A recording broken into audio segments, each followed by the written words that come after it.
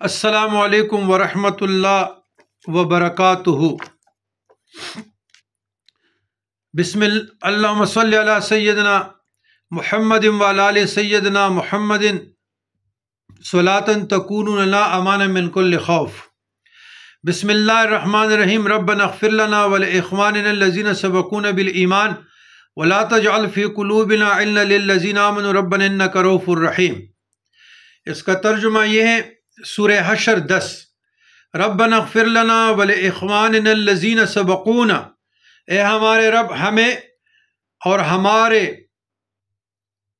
ان سب بھائیوں کو بخش دے جو ہم سے پہلے ایمان لائے ہیں۔ ولا تجعل فی قلوبنا غلا للذین آمنوا، اور ہمارے دلوں میں اہل ایمان کے لیے کوئی بغض نہ رکھ۔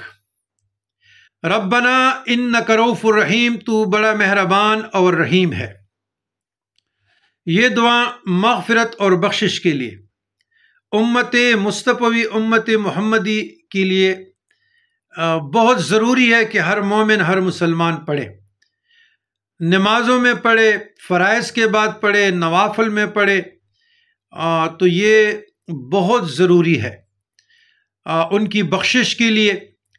اور پھر جن کے دل میں نہ کینہ ہے، بہت سے حسد ہے کسی کے لیے، اس کے لیے اکثیر ہے، مجرب ہے، پڑھیں گے تو وہ کینہ اور بغض انشاءاللہ اللہ دور کرے گا۔ اس دعا کے بعد اگر کوئی یہ پڑھے، اللہم اغفر لی ولوالدی وللمؤمنین والمؤمنات والمسلمین والمسلمات، روایت میں آتا ہے کہ 25 مرتبہ یا 27 مرتبہ، تو جو بھی دعا آپ مانگیں گے انشاءاللہ آپ لوگوں کی دعا قبول ہوگی، بلکہ دعائیں قبول ہوگی، اور آپ مستجاب الدعوات ہوں گے، اور آپ کے دعاؤں کے ذریعے لوگوں کو رزق دیا جائے گا، اور آپ لوگوں کی دعائیں لوگوں کے حق میں قبول ہوگی۔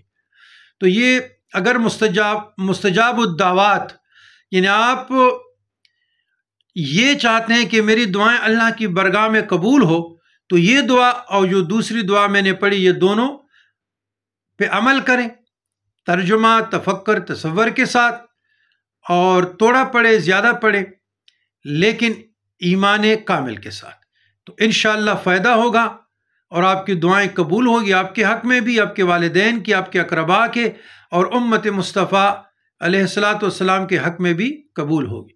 والسلام علی من اتبع الہدی۔